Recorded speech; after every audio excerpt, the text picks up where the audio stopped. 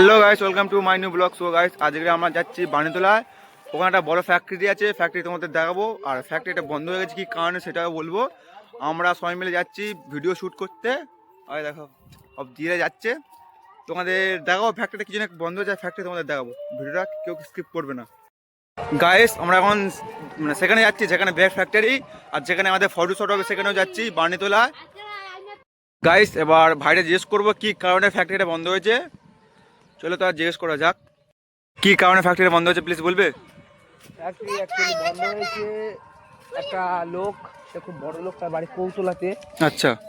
তার নাম নিমাই পুরকাইত। হ্যাঁ। সে একদিন তার অথচ তার দুটো চালের মিল আছে, আর তার অনেক টাকা অনেক পয়সা, নাম করা, সে কোটিপতি। বাড়ি কোথায়? বাড়ি কৌতলা। বাড়ি কৌতলা। খুব কোটিপতি। আর কি হয়েছে, সে মানে ওই চালের এতে মানে চালে কার্বাইড মেশায়, সেটা ধরা পড়ে গিয়েছে। আচ্ছা। বললে সরকার থেকে তার ইয়েগুলো সব বন্ধ করে দিয়েছে। বন্ধ করতে দিলে সে অসুস্থ পড়ে গেছে। সেই অসুস্থ সুযোগ নিয়ে তার ভাইপোরা তাকে অনেকগুলো টাকা মেরে নিয়েছে, প্রায় 100 কোটি টাকার মতো টাকা নিয়ে নিয়েছে। আচ্ছা। দিলে সে তার ভাইপোরা কৌতলা দাসপাড়া ওখানেই মানে ইয়ে করছে, চালের মিল করছে, ফের করছে। আর সে অসুস্থ হয়ে পড়েছে, তাই এখন জানি না যে ব্যাপারটা এবার কি হবে। আচ্ছা গাইস, দেখতে পাচ্ছ ফ্যাক্টরিটা এখান থেকে দেখা যাচ্ছে। আমি জুম করে দেখাচ্ছি, ওই সে ফ্যাক্টরিটা। ওখানে তোমাদের নিয়ে যাবো, আর ফ্যাক্টরিটা কত এরিয়া কত বিঘে ওপর জায়গাতে করে সেটাও বলবো। সো গাইস, এই সেই ফ্যাক্টরি যেটা তোমাদের দেখাবো বলছিলাম। এই ফ্যাক্টরিটা বড় এরিয়া নেওয়া হয়েছে। আর এটা কত 100 বিঘে না কত 150 বিঘে নিয়ে ফ্যাক্টরিটা হয়েছে, তোমাদেরকে দেখাবো কত এরিয়া নেওয়া হয়েছে। আর এটা এখন বন্ধ হয়ে গেছে, সরকারি আন্ডারে চলে গেছে।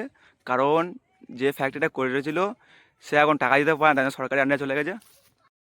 আমরা এখন ফ্যাক্টরিটা বড় এরিয়া দিত পাঁচিল, কারণ এই পাঁচিলের ওপরে যাওয়া নিষেধ, তাই জন্য আমি ওই পার থেকে ভিতরে ঢোকা ভিতরে ঢুকে যাওয়া নিষেধ। আর ফ্যাক্টরিটা বন্ধ হয়ে যায় অনেক কারণ আছে। কি কারণ ভিডিও দেখলে তো, প্রথমে তো দেখালাম তো, আমার ভাই বললো কি কারণে ভিডিওটা কি কারণে ফ্যাক্টরিটা বন্ধ হয়েছে। এবার তোমাদের দেখাবো যে ফ্যাক্টরি ভিতরে ঢোকার পারমিশন নেই, আমি তোমার বাইরে থেকে দেখাবো। ওই পারে একটা ফাঁকা আছে, ফাঁক থেকে দেখাবো তোমাদের আমি। আমার সঙ্গে আমার ভাই আছে, আর আমার একটা ভাই পেছনে আছে।